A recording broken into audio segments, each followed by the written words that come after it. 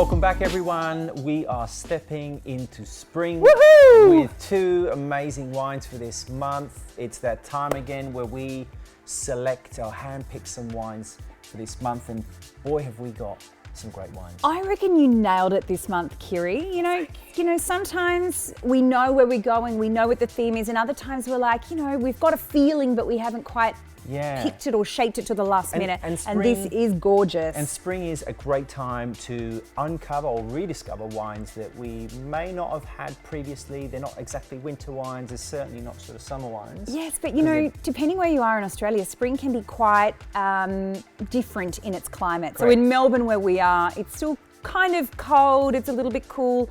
In Queensland, they're moving into summer. It's getting warmer up there for sure. So what we've done is chosen two amazing wines that would normally be associated with lighter styles. So a rosé champagne and a blanc de blanc. But we've chosen two outstanding and very unique examples of those that have a bit more depth and a bit more complexity. And we have a banging lineup of champagne for you this month. I'm super excited. We'll be featuring Duval Leroy Prestige Rosé, so the top of the top in their rosé.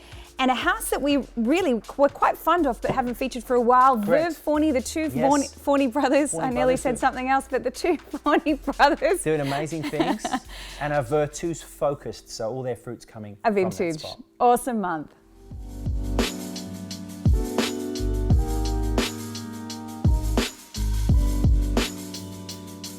So the first maison that we're featuring is the House of Duval Leroy. And I have to say, I put these guys in that mid-tier, high-quality family estate. Yes. We're talking pedigree ownership from 1856 when they were founded, still in the family name. We're now 5 generations on with Carole Duval Leroy. She is an amazing woman. She really does spearhead and lead the family. She's got her boys with her. She's got a great team with her. But I think she really does produce cuvées of excellence. Located in the region of Vertus, which is exactly the same town as Veuve Fourny, but they have some 200 hectares under vine, and I believe they're also buying a little bit of extra fruit, but really quality cuvées all the way across the line.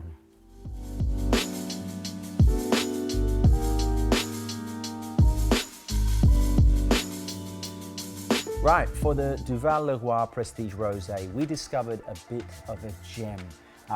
This is the actual wine. I'm going to show you the bottle shape because that's probably one of the most important things that we're seeing here. It's actually a wider bottle and a thinner neck. This is a custom shape, I believe, for the house. Was this designed by? I think it's designed by Carole. It's actually their bottle shape.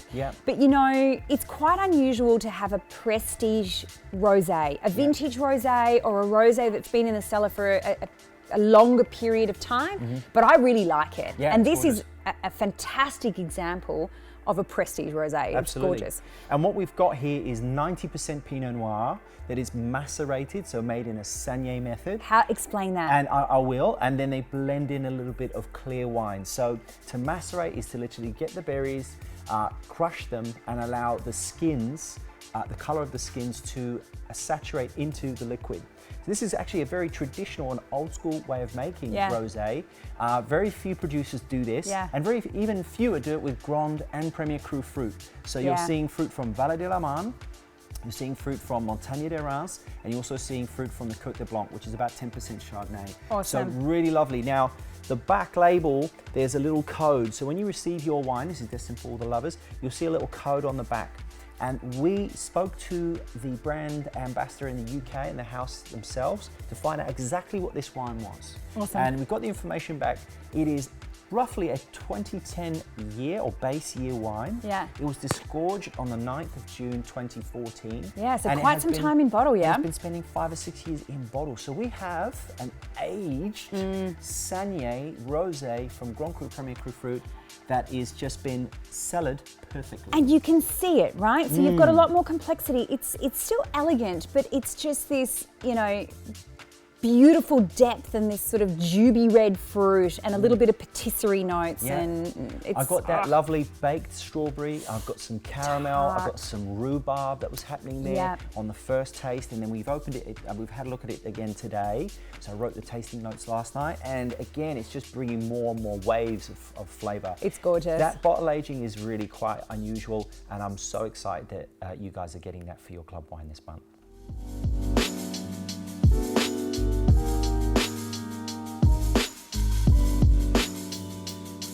Super excited to present the next cuvee. Are you always super excited? I'm super excited. Nah, I mean, yes, because we get to choose the wines, We and I do. think that's super cool. But Veuve Fourny, we've had the pleasure of meeting the brothers many times. You have Charles and Emmanuel at the head of the house.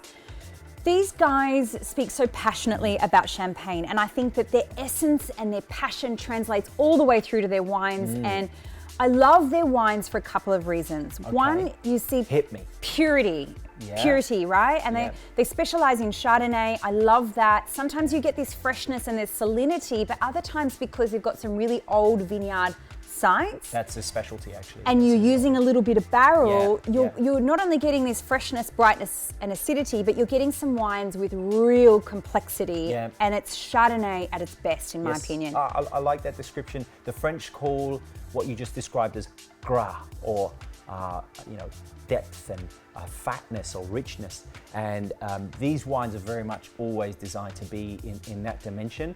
And the vines at average age are about 40 years old. It's actually quite old for the majority of producers. Low in champagne. yield, Low high yield, intensity. Yeah, charming house, interesting wines. They've got it going on. They've got it going on, and we've had the pleasure of being there a couple of times, and it really is amazing to see the boys in action. They're very passionate winemakers, and I think the wines speak for themselves. They certainly do. Super cool. Yeah.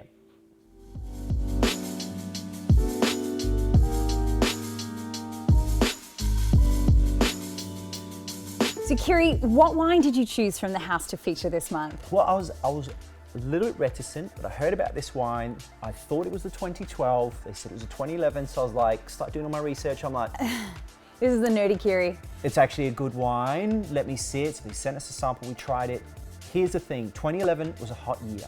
Okay, so everything ripened up quite quickly. So people picked quickly. A little bit of a mistake. The smart ones, like these guys, waited another week. Why? Because the pips or the grapes inside need phenological ripeness. Okay, so that's the facts, and they got to that point. So what you're seeing now is the freshness, some richness, but the staying power that you're looking for in these wines. So we have a single vintage, a vintage, single plot, single vineyard, a single grape varietal. yes, And we've got and the vines are 60 plus years old. Yeah. So these super are cool. So if you're looking at the map of Vertus, this is in the northern part, right next door to Le Mesnil-sur-Gers, which is Grand Cru territory. Yeah, some of the best So- fruit, some of the best Chardonnay And fruit in Champagne. all of the fruit source is in this vineyard is Les Barrières, I believe it's called, Barillets, and the mid slope, and then.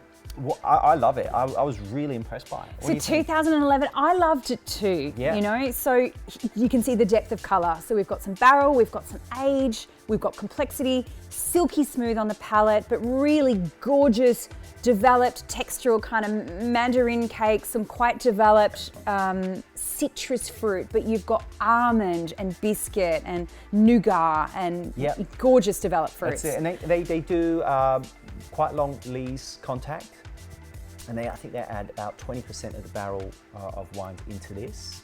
So it gives us some richness, but just to coax out some of the terroir, that's really what they're using barrel for. But you know that the boys are extra brut pretty much across the Yes, board. this is an extra brut, yeah, So absolutely, yeah. they don't need that additional sugar, that additional dosage, because Yeah. the wines are really mature and the wines are really developed. So they've picked late, picked mature, picked right, and then they've given it time. But of course, you've got the intensity because it's old vine fruit. That's right.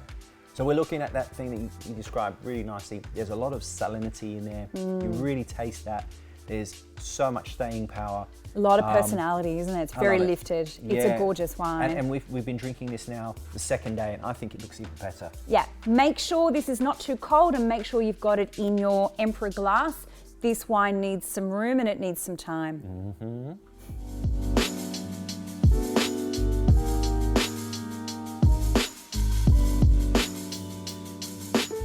So there you have it, 2 amazing champagnes. We are trans-seasonal, but thank God for spring. We are effectively choosing two fantastic styles, a rosé and a blanc de blanc, which normally are associated with some freshness. That's right. But we are choosing two awesome examples that have got some real power, drive, and texture. Some nutty complexity vibes going on. We want to see some food, people. We want to see you cooking. We want to see you throwing some things around in the kitchen, you know, snapping some stuff and sending them to us, because it's exciting. When I think about wine and taste wine, I really, flavors start coming to me with food. Yeah, I think that you've chosen really well. Well done, Kiri. Thank you. I think it was an amazing month. Two excellent examples of champagne. Ladies and gents, we hope you enjoyed this month. We are excited as well. I'm always excited because we're super excited. We have another boat that's coming from France, and we have curated some amazing champagnes for you club members only. They're on their way as we speak. Watch out for November. November we're putting some awesome champagnes into the club. Thanks everyone for tuning in. We hope everybody is staying safe and sound around Australia. We can't wait to get to you. We miss seeing you in person. We want to drink, we want to travel, we want to party, we want to see you all. Yeah, but until then, just keep receiving those club wines. Share your thoughts and ideas on the club page, and we'll see you on the next episode. Over and out. See ya.